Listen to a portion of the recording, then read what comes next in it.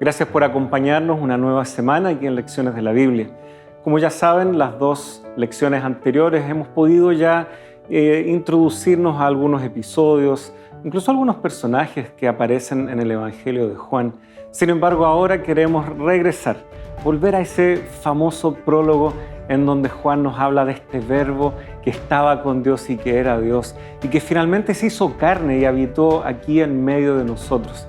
¿Qué significa esto? ¿Qué implica esto que desde lo eterno ahora se haya introducido en nuestra historia, haya vivido junto a nosotros y nos haya desafiado sobre todo a creer y que tengamos la oportunidad de ser hijos de Dios? Este prólogo siempre ha sido motivo de controversia teológica por un lado, pero también nos abre un desafío de acercarnos más a Jesús, conocer su origen eterno y cómo nos alcanza a nosotros día a día.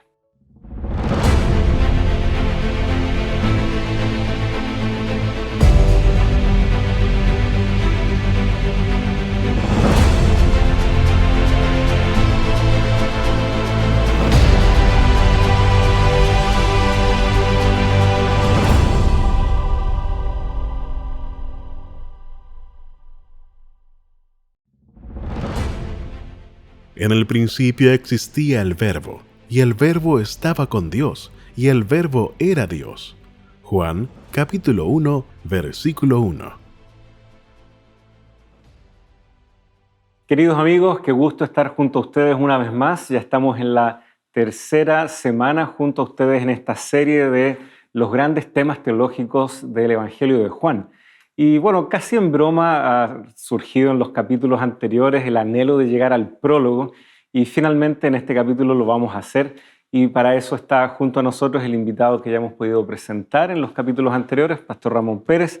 Muchas gracias por estar con nosotros una vez más. Un gusto estar aquí, Pablo. Y esperamos que nuestros amigos también puedan prepararse porque presiento que será un diálogo muy interesante, muy enriquecedor. Este prólogo siempre ha llamado la atención, siempre ha cautivado más de alguna situación a veces delicada para algunos, discusiones doctrinales para otros, pero en realidad está al servicio, como ya se anticipaba, ¿no? de ordenarnos en la perspectiva de todo el Evangelio realmente. Así que bueno, vamos a pedir la compañía de Dios a través de la oración y así que por favor ahí donde esté, acompáñenos elevando esta plegaria a nuestro Dios. Señor, muchas gracias por la bendición de comenzar otro capítulo, otro episodio junto a nuestros amigos. Que tú, Señor, puedas estar junto a ellos donde quiera que estén y que tu Santo Espíritu pueda mediar en este diálogo, en estas conversaciones en torno a tu palabra. Ayúdanos, Señor, a poder transmitir ideas, conceptos claros que también nos desafíen a vivir una vida cristiana que apunte a lo eterno y que apunte a vivir también conforme a los preceptos, a los conceptos que tú buscas introducir para provocar una profunda transformación en nuestra vida. Guíanos, Señor, lo rogamos en el nombre de Jesús. Amén. Amén. Muy bien, este prólogo, ¿no es cierto? Por alguna razón no tenemos a los autores, los que editaron la guía de estudios para preguntarle por qué lo han postergado. Pero hemos llegado ya finalmente a este prólogo. Estas son palabras que tal vez varios ubican, aunque tal vez puede estar rodeado en un cierto misterio lo que realmente significa.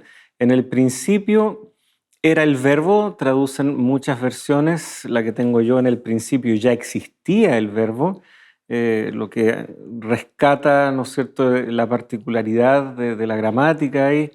Está muy correcta esa traducción, en el principio ya existía el verbo. Pero ¿quién es este verbo? O podríamos tal vez traducir de manera diferente esta palabra logos, ¿no es cierto?, en el griego.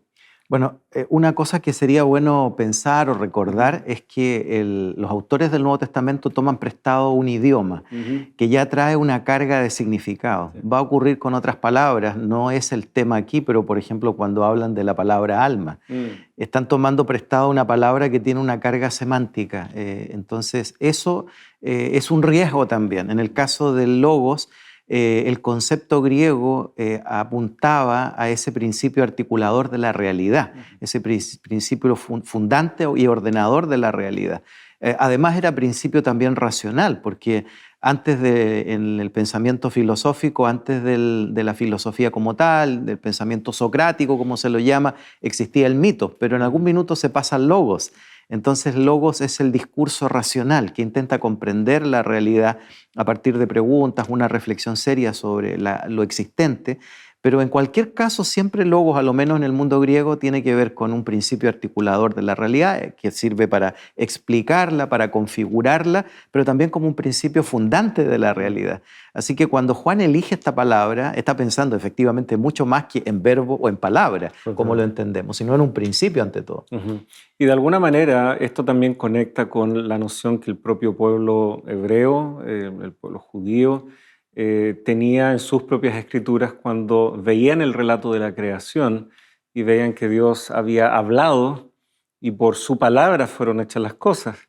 Entonces también, ¿a qué palabra en ese sentido está aludiendo Juan aquí? ¿Está apuntando al trasfondo judío de Dios hablando con su palabra y creando las cosas? ¿O está conectando con este concepto ya trabajado, elaborado, ¿no es cierto?, dentro de la filosofía griega? Y pareciera que Juan, como buen pensador judío también, está tal vez integrando estas cosas. Está de alguna manera diciéndole a sus lectores esto que tal vez viene también desde la intuición y la reflexión propia del ser humano, ha hallado su manifestación plena en Jesucristo. Esto que el ser humano intuía, esto que el ser humano lograba ver en el mundo creado, en su orden, en su lógica, y de ahí viene, ¿no es cierto? Viene también de este concepto de logos, de poder intuir la existencia de un Dios, de una realidad última. Muy bien, esto se ha hecho patente en la persona de Cristo. Él está trabajando, creo yo, con conceptos que sabe, trascienden mucho, pero él los quiere traer a lo concreto, de que, bueno, en Jesucristo, todo esto, todo este bagaje ha hallado finalmente su cumplimiento en una persona. Sí, a mí me parece que la idea es justamente esa. Y ahí hay que diferenciarlo de lo que sería un sincretismo, porque otros pueden pensar que entonces estamos ante un pensamiento que se fusiona y que es lo mismo también. No, pero es distinto, diametralmente opuesto. Más bien lo que está haciendo Juan es tomar una palabra, pero darle un sentido, como tú lo dijiste muy bien, en una perspectiva hebrea, para comprenderlo de otra manera, recordando lo que decíamos en lecciones pasadas acerca de la nueva generación, este cambio de siglo que va a ocurrir poquito después de que el Evangelio de Juan se termina de preparar. Entonces ahora la nueva generación va a tener que enfrentar y va a tener que enfrentarse al pensamiento griego de manera más directa. Ya estaba ocurriendo, pero la siguiente generación vendrán muchos del mundo griego, con una mentalidad griega, entrenados en la filosofía griega, y deben entender que el logos no es lo mismo, sino que es justamente diferente y lo supera completamente. Esto me recuerda ese pensamiento de conexión que también utiliza mucho el apóstol Pablo, por ejemplo, en el capítulo 17 del libro de Hechos, cuando él está justamente en Atenas y tiene que dar un discurso a los sabios atenienses, él también va a utilizar imágenes, figuras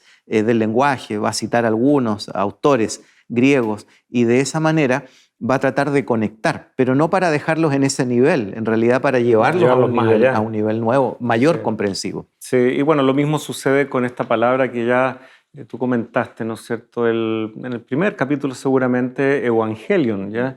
Esa conexión que ya existía con esas buenas noticias que el emperador había hecho esto o había logrado esto otro, cuando se logró finalmente la paz después de estas guerras civiles, estos dos triunviratos dentro, ¿no es cierto?, de lo que era todavía cuando el Senado estaba a cargo y se ve esta transición hacia ya un imperio con un emperador.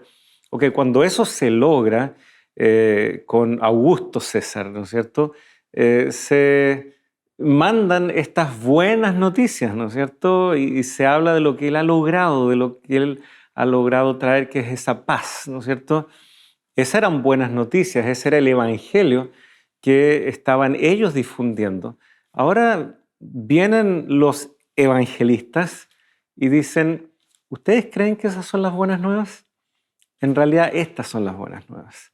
Y pareciera que hay una suerte de tensión también entre cómo van presentando a Jesucristo, a cómo la gente estaba acostumbrada a comprender también al emperador. Ellos también lo llamaban hijo de Dios de alguna manera, o hijo de uno divinizado, como fue, ¿no es cierto?, lo que se hizo con Julio César, ¿no es cierto? Él cuando muere lo divinizan, y Augusto, que lo sigue, era filidibus, ¿no es cierto?, hijo de este divino. Así que hay conceptos que la gente ya manejaba, pero que los evangelistas están diciendo, ese es un pálido y lejano reflejo de lo que es el poder, de lo que son los logros y los hechos concretos que han transformado para siempre el mundo, que ha hecho Jesucristo en relación a eso. Entonces, se trabaja, ¿no es cierto?, bajo conceptos que la gente conocía, pero los llevan mucho más allá. Y de hecho hablábamos también en lecciones anteriores sobre el concepto de entrada o la condición de entrada y la condición de salida. Bueno, es normal que ocurra esto, que de pronto los autores nos coloquen frente a una realidad o situación y luego nos van a llevar más allá, no solo en términos de acciones, por ejemplo, la sanidad de un hombre que estaba enfermo y cómo crece en la fe, sino también en la terminología o en la comprensión de un tema determinado. Podemos conectar a través de una palabra. Podía conectar Juan con los que tuviesen un trasfondo griego a través de la palabra logos, pero claramente supera lo que él dice respecto al logos, porque en el mundo griego no se iba a comprender que ese logos se hiciera carne, que habitara entre nosotros. Eso era un concepto radicalmente totalmente diferente. Y en la misma reacción que va a ocurrir con los oyentes de Pablo en Atenas, cuando él toma esa realidad lejana de cómo entendían ellos la religión y todo, y luego la trae aquí y dice que bueno, ahora hay, y entonces lo conecta con el Evangelio, ahí está el punto donde ellos cortan, dicen no llega la muerte y la resurrección. Eso ya los desborda completamente. Así es. Y por lo tanto tenemos aquí un pasaje que está diciendo mucho para cristianos de segunda generación que se están moviendo en un contexto, pero los lleva a las raíces de todo. Ya es imposible no ver el paralelo que existe con el Génesis, ¿no es cierto? En el principio Dios creó. Bueno, aquí en el principio ya existía el Verbo y el Verbo estaba con Dios y el Verbo era Dios. Hay una particularidad que aquí se describe justamente en la guía de estudios, nuestros amigos que la tienen ven cómo se explica esto de que hay un artículo, después no hay un artículo. Esa explicación justamente apunta a lo que vemos aquí. ¿Cómo podía Juan decir que son personas diferentes y sin embargo comparten esa misma cualidad de ser Dios? Pues justamente sí, ¿ya? En el principio ya estaba este verbo y el verbo estaba con Dios, ahí se usa el artículo, pero el verbo era Dios. Algunos ahí han querido traducir era un Dios y lo usan en minúscula y argumentan es que como no está el artículo, pero es que ahí ya la palabra Dios viene casi a cumplir una función cualitativa más que de sustantivo, ¿no? Juan está necesitando hacer esta distinción para no decir son lo mismo, porque el Padre y el Hijo tienen personalidades distintas. Eso es lo que en la teología de todo el Evangelio y en el Nuevo Testamento se transmite. ¿Cómo lo hago eso gramaticalmente? ¿Cómo armo la sintaxis de la frase para que transmita eso? Bueno, así es como él lo está haciendo. Él estaba desde siempre con Dios y comparte esta misma cualidad de ser divino. Claramente él da un golpe teológico fuerte ya al inicio de su evangelio. Es demasiado fuerte porque si lo leemos y tratamos de comprenderlo de manera profunda, vamos a ver que además de la palabra Dios está la palabra estaba, que en su forma griega significa estaba frente, y eso implica una relación de igualdad. No hay otro ser en la creación, ángel, nadie, que pudiera decir que estaba de esa manera en cercanía y en proximidad a Dios. Por lo tanto, como tú lo dijiste, es el problema de las palabras que son insuficientes para poder dar cuenta de esta realidad que supera infinitamente la comprensión humana. Cuando en otros lugares los escritores bíblicos hablan de Cristo como la imagen misma de la sustancia del Padre, o que Cristo existía en forma de Dios. Y la palabra, ¿cierto?, ahí significa no la parte física, sino que más bien la naturaleza. Entonces, la naturaleza de Cristo, ¿cierto?, era la naturaleza de Dios, la misma sustancia que la del Padre, y estaba frente a Dios, o sea, una relación de proximidad y de igualdad. Entonces Juan deliberadamente está diciéndonos que Cristo o el Logos es Dios. Y eso es lo que luego, como lo señalábamos en lecciones anteriores, va a golpear a los que escuchen esas declaraciones de Cristo que son tan extraordinarias en términos de que, por ejemplo, yo soy la resurrección y la vida, hablábamos de los yo soy, porque en el mundo de imágenes de los judíos estaba todo este trasfondo del éxodo, de ese Dios que se revela a Moisés y le dice que se llama justamente así, yo soy. Entonces, es imposible escapar de esta exposición que Juan está haciendo en el prólogo, donde explícitamente está declarando la divinidad de Jesús. Así es. Y hay muchos elementos que ya presentes en el relato de la creación vuelven a surgir aquí, y por una razón muy obvia. Este verbo participó directamente en la creación, y por lo tanto estos mismos elementos vuelven a aparecer. Versículo 4, por ejemplo, bueno, la misma forma en que se articula el verso 3. Todas las cosas fueron hechas por medio de Él, y sin Él nada de lo que ha sido hecho fue hecho. Y vemos ahora este concepto de la luz. Así como en la creación lo primero que irrumpe es la luz, aquí también, bueno, en Él estaba la vida, y la vida era la luz de los hombres. La luz brilla en las tinieblas, y las tinieblas no la comprendieron. Este contraste de luz y tinieblas también es muy prevaleciente en el Evangelio de Juan, esa dicotomía tan clara, ¿no es cierto? No hay una tercera opción. De hecho, así de radical será como Jesús aborda las entrevistas con muchas de las personas, ¿no? Nicodemo, que lo busca de noche, que no entiende muy bien de qué se trata esto de nacer de nuevo. Y sin embargo, luego de esa entrevista y en parte de ese diálogo, vienen también nociones tan radicales como o hay vida o hay juicio, ¿ya? No hay mucha opción cuando uno se ve frente a la luz de Jesucristo, su divinidad. No hay una tercera alternativa aquí. Y por lo tanto, todo lo que el prólogo está construyendo también es cómo esta idea de que el Verbo no solo ha creado el mundo, sino también nos está dando una nueva oportunidad de ser creados nuevamente en base a esta experiencia con Él, en base a este encuentro con Él. Muchos de estos encuentros significaron eso. Para muchos de los personajes que tuvieron el privilegio de dialogar, de entablar ese diálogo profundo con Jesús, sus vidas no volvieron a ser las mismas, fueron una nueva creación, creo yo. Y creo que este prólogo también algo de eso anticipa. Esa luz va a producir una transformación, así como la creación del mundo pasó a ser transformada de ese caos a un mundo ordenado y bello como lo conocemos. Sí, a veces cuando uno piensa en el concepto de la luz, por ejemplo, yo recuerdo lo que dice San Agustín sobre la luz.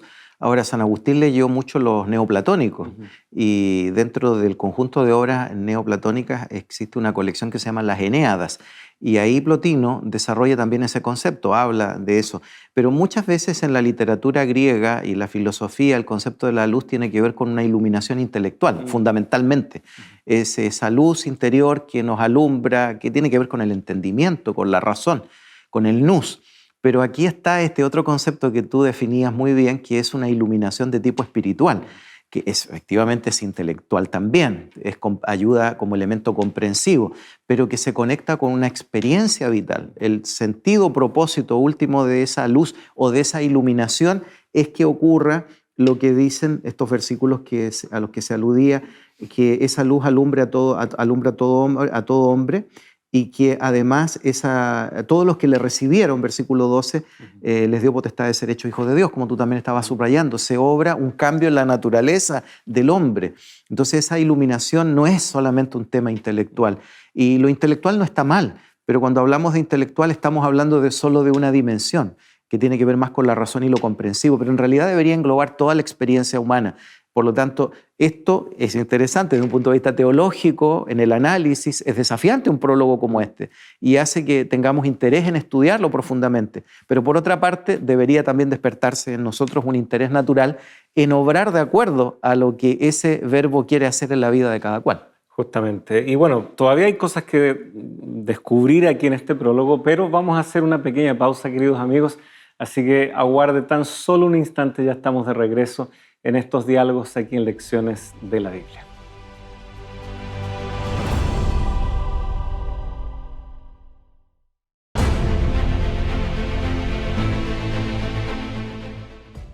Hola amigo, antes de continuar con el tema de hoy, tengo unas preguntas para ti.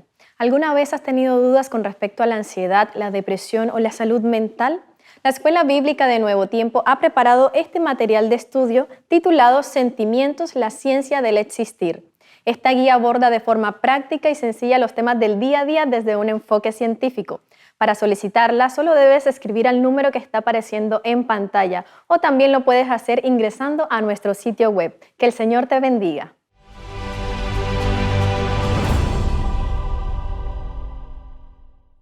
Ya estamos junto a ustedes una vez más, continuando con estos diálogos respecto al prólogo. La verdad es que vemos que en muy pocos versículos hemos repasado tal vez de manera muy específica solo hasta el versículo 4.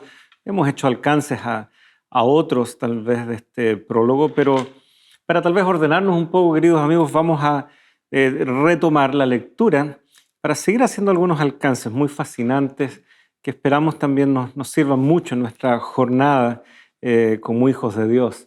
Vemos aquí en el versículo 5 en adelante: la luz brilla en las tinieblas y las tinieblas no la comprendieron. Y continuamos entonces: vino al mundo un hombre enviado por Dios cuyo nombre era Juan. Este vino como testigo para testificar de la luz, a fin de que todos creyeran por medio de él. No era él la luz, sino que vino para dar testimonio de la luz. Existía la luz verdadera que, al venir al mundo, alumbra a todo hombre. Él estaba en el mundo y el mundo fue hecho por medio de él y el mundo no lo conoció. Vamos a hacer una pausa aquí porque luego en la siguiente declaración tal vez hay otro tema que se asoma con mucha más fuerza.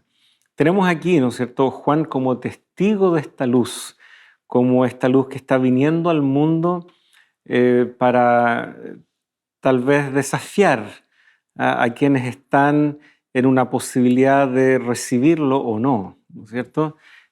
¿Por qué se introducirá Juan aquí y todavía esta noción de luz sigue siendo tan prevaleciente? ¿Qué está ocurriendo en esta parte del prólogo tal vez? Aquí hay un cambio, pero completo, porque estábamos viendo, tratando de comprender, estábamos siendo invitados a pensar en algo sublime, a ese verbo que existía con el Padre antes del comienzo de todas las cosas, que es a la vez la luz, etcétera, todo lo que ya leíste.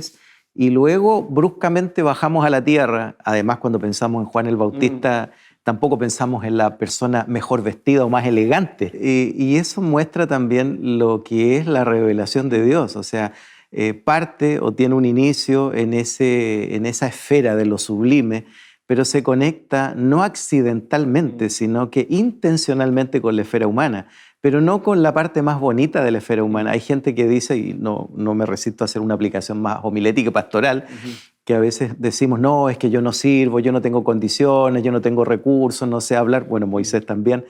Pero esas cosas al Señor no le importan. Él ve el corazón, ¿cierto? Y entonces conecta con las personas que están en sintonía con su voluntad.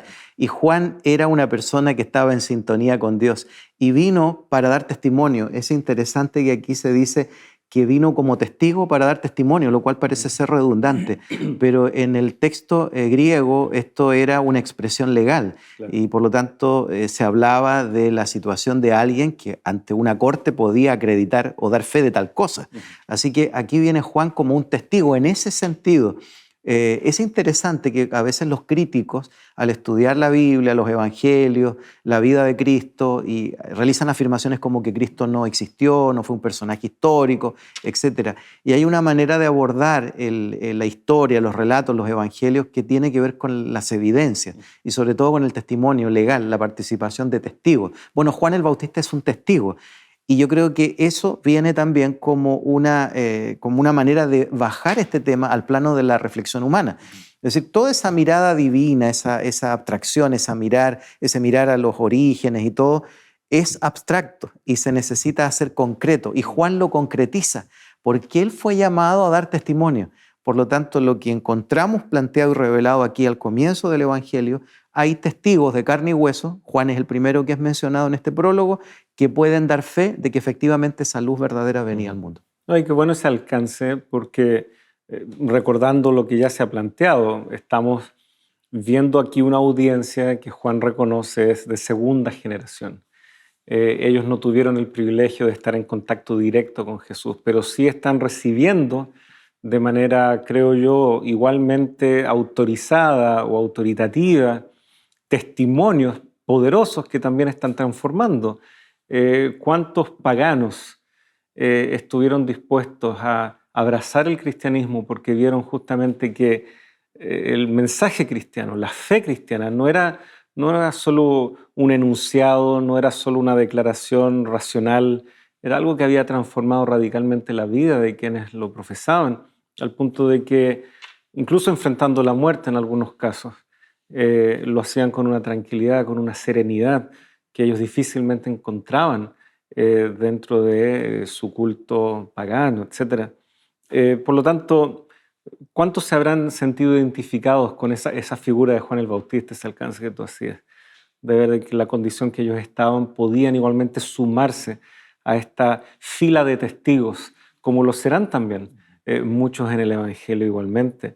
Sí, porque, disculpa, sí. En el Evangelio se juegan los milagros, lo veíamos a propósito de lecciones anteriores de lo que se declara explícitamente al final del libro, que es hacia dónde apunta, que estos milagros son contados para que creamos, ¿cierto?, que Jesucristo es el Hijo de Dios.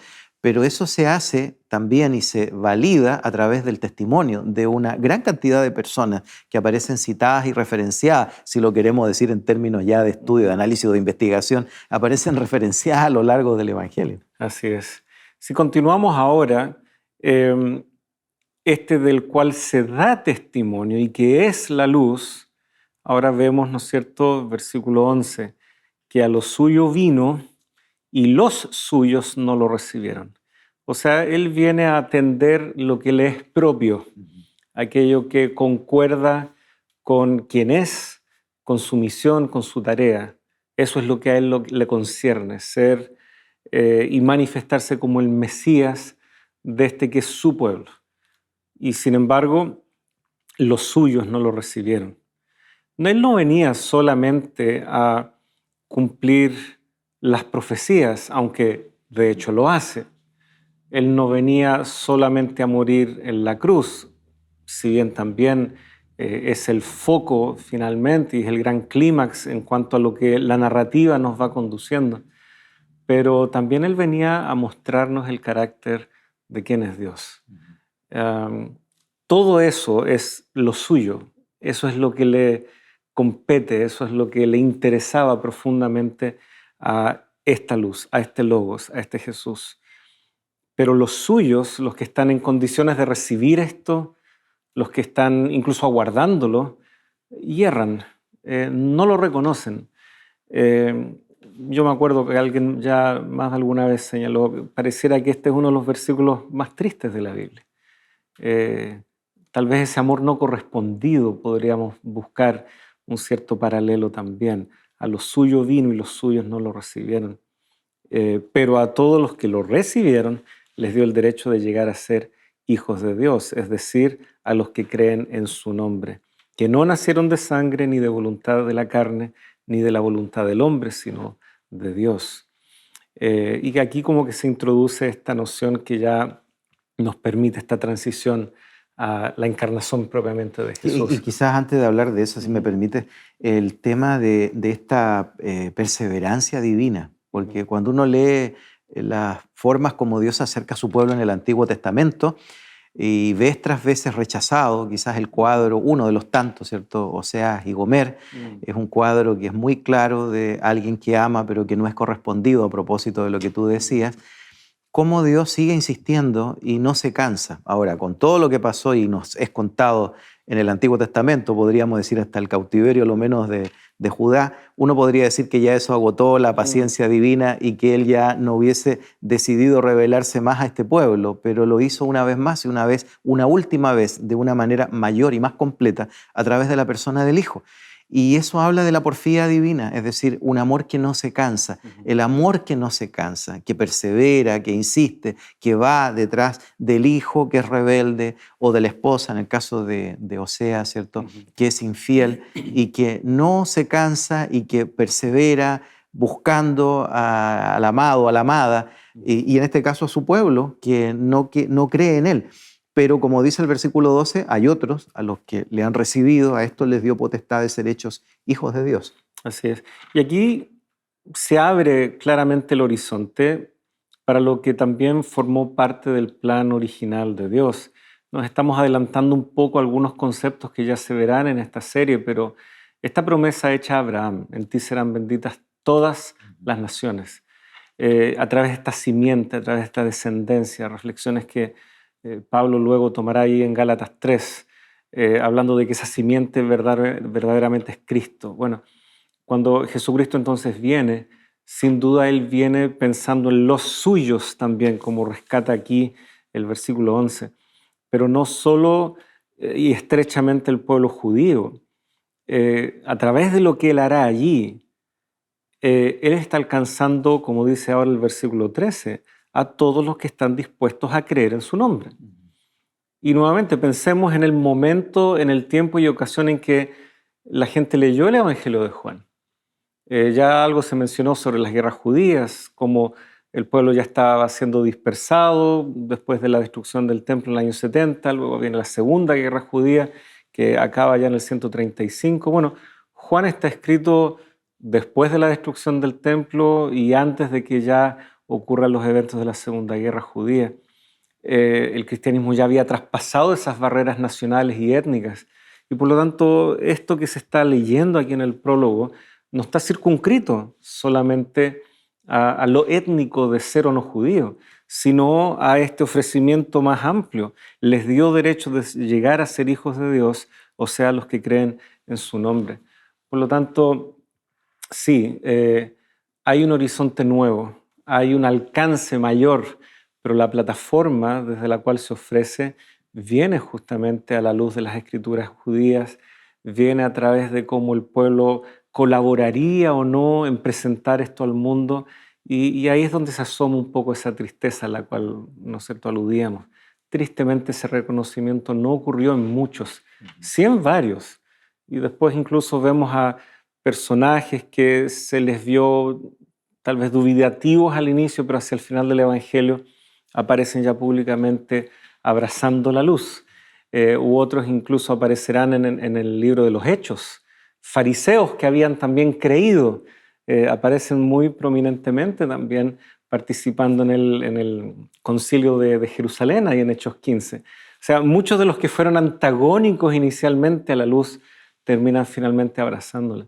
Pero claro, como tú decías, Jesús tuvo que hacer el recorrido, tuvo que enfrentar eso contra viento y marea, y qué bueno que lo hizo.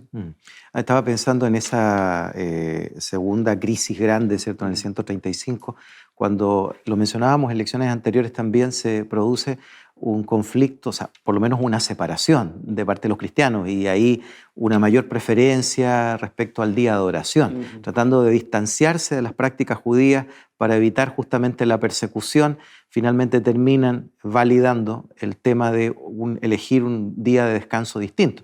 Sabemos que la adopción completa del domingo no va a terminar ahí, se inicia y va a continuar, va a ir en forma gradual. pero esa reflexión que pasa por la diferenciación, por elegir una práctica distinta en términos de la observancia de un día para diferenciarse, también es un tema que va marcando, porque hay puntos de inflexión, y este es uno también importante, donde se van a separar de forma mayor todavía estos dos formas de buscar a Dios, ¿cierto? El judaísmo y el cristianismo. Entonces es un conflicto que afecta a la segunda generación de creyentes, que es lo que decíamos antes, los va a golpear. Y curiosamente también ocurre otra cosa, que es la institucionalización. O sea, eso también lleva a una retirada, una reclusión del cristianismo sobre ciertas prácticas distintivas, pero también le va a ir dando forma a un cristianismo más institucionalizado, a un cristianismo que se va a ir apartando justamente del espíritu del prólogo, de esa luz que alumbra a todo hombre, y va a aparecer en un momento determinado, por supuesto mucho más tarde, y desde Constantino sobre todo en adelante, esto del aparato eclesiástico, y durante la Edad Media ya lo sabemos bien, como una estructura mediadora que va a establecer justamente es una mediación entre Dios y el hombre, la Iglesia como un elemento de mediación. Pero lo que aparece aquí, que es lo que recupera también la Reforma protestante, es la realidad de que el hombre aparece solo frente a Dios. Esto de que a lo suyo vino, pero los suyos no lo recibieron, pero a todos los que lo recibieron, a quienes creen en su nombre, les dio potestad de ser hechos hijos de Dios, es algo que le habla a cada hombre en forma individual, no con la mediación de un aparato eclesiástico, sino que es la revelación de Cristo a cada persona en forma particular. Y me parece que eso es lamentablemente el peligro al que se exponía la segunda generación, y el temor de Juan no era infundado porque lamentablemente la historia muestra que la Iglesia en general, digamos, cayó, salvo las excepciones que conocemos y el remanente que conocemos, cayó lamentablemente en esa trampa.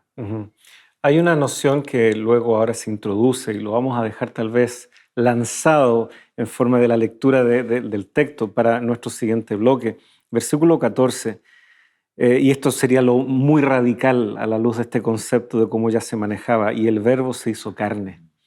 Este logos, esto que parecía que se movía ahí en una esfera bastante abstracta, se hizo carne y habitó entre nosotros y vimos su gloria, gloria como la del unigénito del Padre, lleno de gracia y de verdad. Vamos a comenzar el siguiente bloque analizando un poquitito esto, el concepto de cómo la gloria de Dios se hace patente en el Evangelio. ¿Será que es esa misma gloria que los hombres buscaban? ¿Será que es esa misma gloria que en el contexto greco-romano la gente asociaba con lo grandioso, la pompa que rodeaba tal vez al emperador u otras cosas? No, vamos viendo de que este verbo también nos sorprende bajo ese punto de vista también. Así que bueno, queridos amigos, gracias por acompañarnos en este segundo bloque. Después de una breve pausa, regresamos a nuestro tercer y último bloque aquí en Lecciones de la Biblia.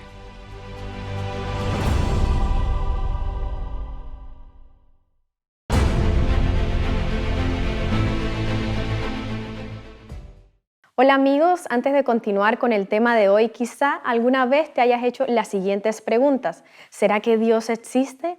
¿Es la Biblia un libro confiable? ¿A dónde vamos después de morir?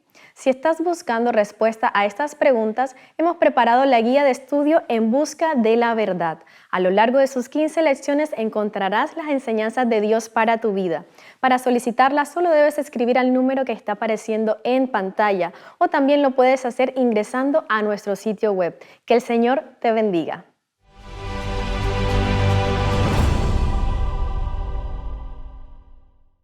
Ya estamos de regreso, gracias por permanecer en nuestra compañía. Habíamos dejado ya solo la lectura del versículo 14, un texto también muy conocido, y este verbo se hizo carne. Qué tremenda declaración. Esa carne que tú y yo compartimos, esa carne que nos hace experimentar dolor, sufrimiento. Qué tremenda declaración, este verbo que estaba con Dios, que era Dios, y sin embargo ahora lo hallamos en este mismo plano, en esta experiencia compartida con nosotros. ¿Cómo habrá entendido esto un cristiano de segunda generación? Alguien que, claro, no pudo ver, tocar y palpar a Jesús, pero le llega esta declaración que al mismo tiempo está conectada con cosas eternas, sublimes, etc. Es un tremendo texto este. También creo marca un punto de inflexión aquí en este prólogo. Yo pensaba en cómo es similar la situación de esa segunda generación con la nuestra. Nosotros también dependemos del testimonio de otros que vieron, que tocaron, que oyeron las palabras de Cristo. Esa segunda generación había una distancia y muchos de ellos que estaban abrazando la fe no habían sido esos testigos privilegiados, parte de esos testigos privilegiados. Por lo tanto, dependían del testimonio de otros. Juan era el último, aparentemente, testigo viviente de todos esos acontecimientos. Por lo tanto, el valor testimonial del Evangelio es muy grande, muy valioso para esa segunda generación. Pero esa segunda generación claramente se iba a enfrentar con el dilema creer o no creer, o creer y dudar. Por eso que en Juan es tan importante, ya lo hacíamos notar, esto de que los suyos no le recibieron, más a todos los que lo recibieron. Es una luz verdadera que alumbra a todo hombre, pero algunos quieren ser alumbrados por esa luz y otros no quieren ser alumbrados por esa luz. Pero es la situación del hombre actual, esa indecisión, esa vacilación, la podemos ver hoy día por doquier. Cuando estuvimos en pandemia hace un tiempo atrás y vimos lo que significó el hecho de estar en una situación de indefección y expuestos, mucha gente se volvía a Dios, se elevaba a plegaria, luego que pasa la pandemia parece que pasa el susto, pero luego persiste la inseguridad que se traslada a otras esferas de la vida. Siempre estamos en esa situación de exposición. El Evangelio creo que lo que revela y lo que revela Juan en su prólogo es que aunque los problemas no desaparecen, cuando el Logos viene a la vida de cada cual, cuando dejamos que esa luz verdadera nos alumbre, entonces lo que ocurre es que nuestra vida y nuestras experiencias vitales son iluminadas y podemos obrar de una manera distinta, con una motivación distinta y animados por una convicción diferente y también por una esperanza, una nueva esperanza. Aquí hay una expresión, ¿no? Se hizo carne y habitó entre nosotros. Nuevamente las conexiones con el Antiguo Testamento se hacen sentir rápidamente. Hagan un santuario para mí, fue lo que le dijo Dios a Moisés, para que yo habite en medio de ustedes. Y es por eso que entendemos de que en Jesucristo justamente se está materializando, concretando lo que siempre fue el anhelo de Dios, que claro, a través del santuario se manifestaba a través de símbolos, de ritos, de sacrificios. Algo ya se aludía a eso en algunos capítulos anteriores, la noción de que estos ritos y ceremonias no es que fueron invento humano, vinieron de parte de Dios como una forma de acercar y de incluso ser una herramienta pedagógica, pero cuán fácil se pudieron tergiversar al punto de que ahora viene el cumplimiento mismo de esto y la gente prefirió los ritos, prefirió seguir con el templo, con su estructura, con todo su quehacer, que no estaba incorrecto en cuanto a su origen, pero cómo lo estaban practicando les impidió ver a Jesús, que empezó a decir, pero yo soy cada una de esas cosas. Esa luz que, por ejemplo, se manifestaba en las lámparas del santuario, o ese pan que también se preparaba para ser colocado en la mesa. Tantos elementos. El Cordero de Dios, que es como Juan lo presenta. Bueno, en el fondo todo el Evangelio está diciendo, todo aquello es Jesús, se ve manifestado en Jesús, que está ahora habitando también entre nosotros, literalmente levantando su tienda, ¿no es cierto?, entre nosotros.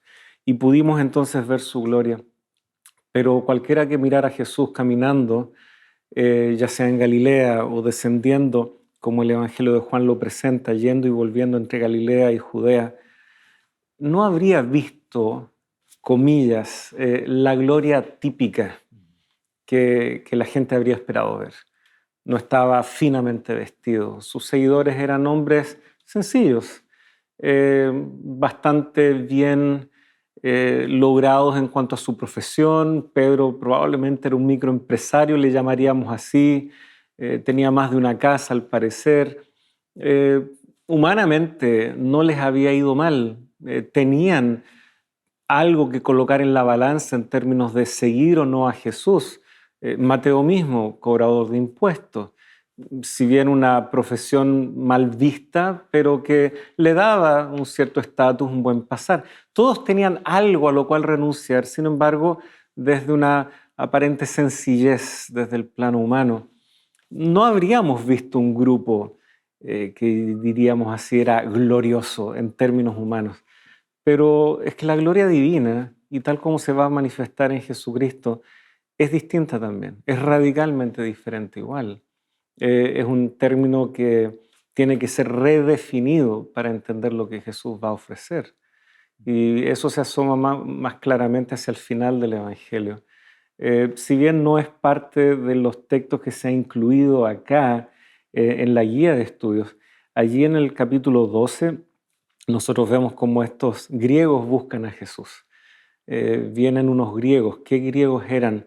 ¿Eran judíos helenizados o eran ya griegos de tomo y lomo que habían escuchado tal vez y venían?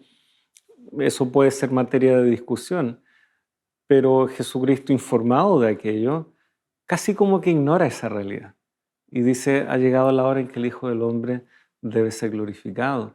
Y de ahí en adelante este concepto se va reforzando cada vez más en el Evangelio. Y en el fondo la gloria es: yo tengo que ir a la cruz a morir. Y sabemos cómo fue la muerte de Jesús. Nosotros ahora, por la distancia tal vez, logramos ver lo glorioso de este evento.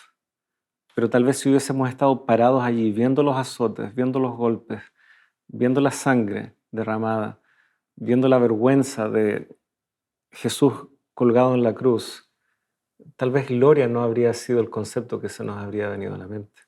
Bueno, se han hecho algunos intentos, sabemos, a través de series o películas para recrear un poquito esa época y la vida de Cristo, y al tratar de comunicar el mensaje a través de esa mediación del contexto histórico, cultural, uno se da cuenta efectivamente de que hubo una dificultad y un desafío muy grande para los creyentes que recibían el Evangelio, de aceptar que el Mesías tuviese que pasar por esa situación o por esas situaciones que tú resumías, porque no era parte de la gloria esperada. Juan, curiosamente, lo primero que afirma es que aquel verbo se hizo carne. O sea, antes de hablar de la gloria, de la que habla luego, habla de la carne. Y esa carne ocultó la gloria hasta cierto punto. Sabemos que, por ejemplo, en la transfiguración, la gloria aparece, brota y se hace evidente, visible. Pero esa gloria la mayor parte del tiempo estuvo escondida.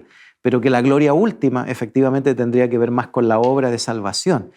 Esa parte no fue plenamente comprendida, pero tenía mucho que ver también esa gloria con el habitar, efectivamente. Yo estaba pensando, cuando, como sabemos, los traductores de las escrituras hebreas al griego, la Septuaginta, quisieron buscar ahí en el texto, ¿cierto?, de Génesis, de Éxodo, un equivalente, una palabra para traducir. Usaron justamente una forma verbal de la palabra que está en Juan, ¿cierto?, lo que tú decías de que habitó, levantó su tienda, su campamento. Entonces, aquí se juegan muchas cosas, efectivamente. Cristo viene, se hace carne, levanta su tienda entre nosotros, viene para vivir como uno de nosotros, y luego revela su gloria, pero no la revela en un acto único, que sea solo la encarnación o solo la muerte, sino que a través de todo su ministerio. Y lo que somos invitados a mirar, me parece a mí, en el Evangelio son pequeños cuadros que en la suma de todos ellos nos permiten captar la gloria de Jesús. No es un solo momento, efectivamente, sino que es la suma de todos estos. Una serie de piezas que Juan va colocando, parece que de pronto, de acuerdo a un plan que, como al no tener relación directa con los sinópticos, con los otros tres evangelios, nos parece que es un plan que a veces no se entiende.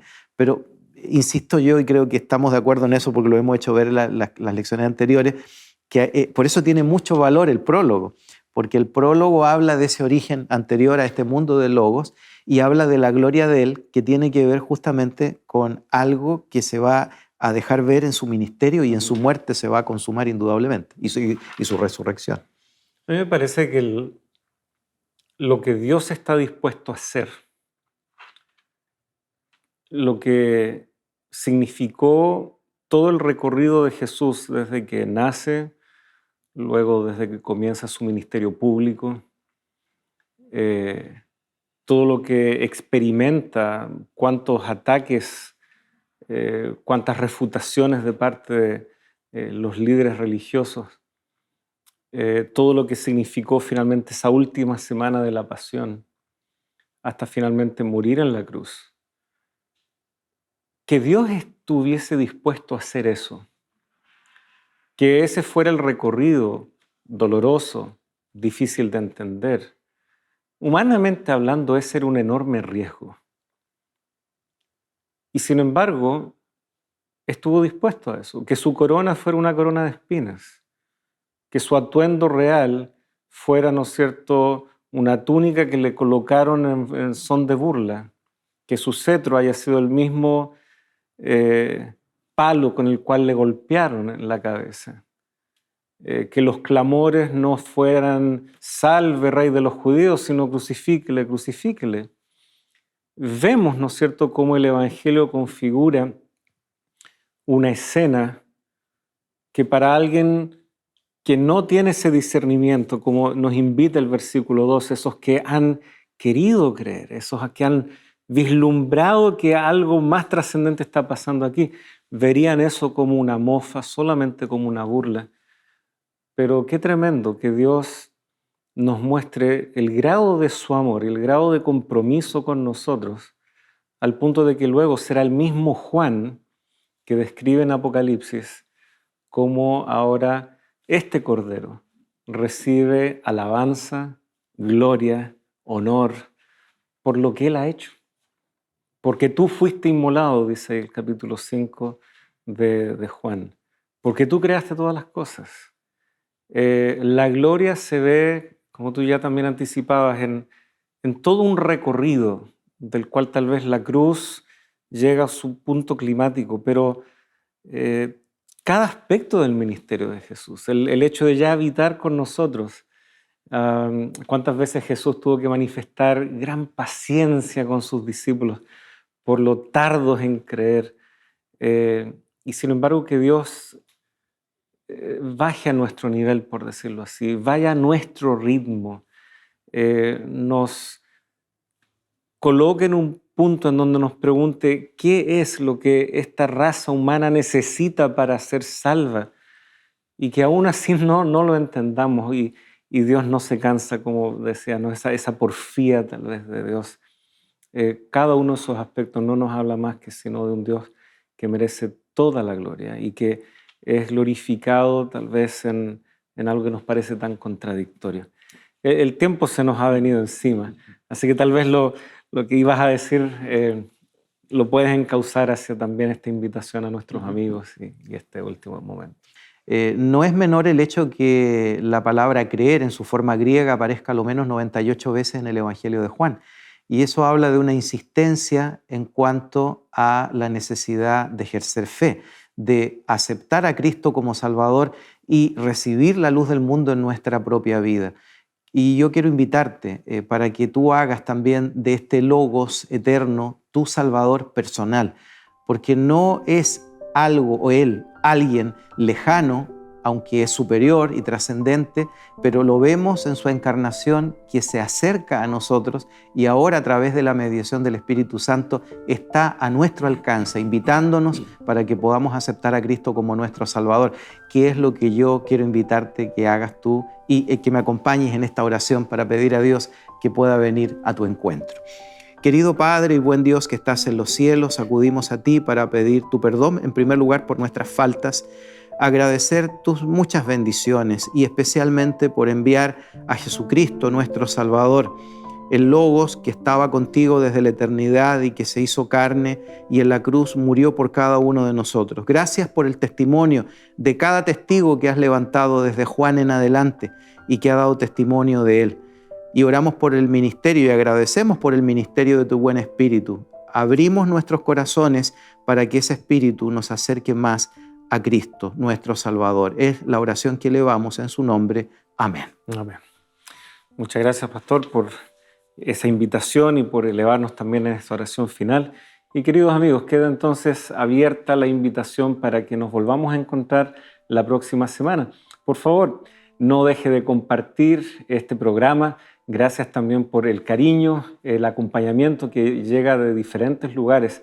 Y hagamos nuestro también el desafío de que lo que hemos creído, lo que hemos aceptado respecto a Cristo Jesús también sea una luz que nosotros podamos irradiar. Seamos nosotros también testigos de este Logos divino que se hizo carne y es nuestro Salvador Jesús. Será hasta una próxima en Lecciones de la Biblia.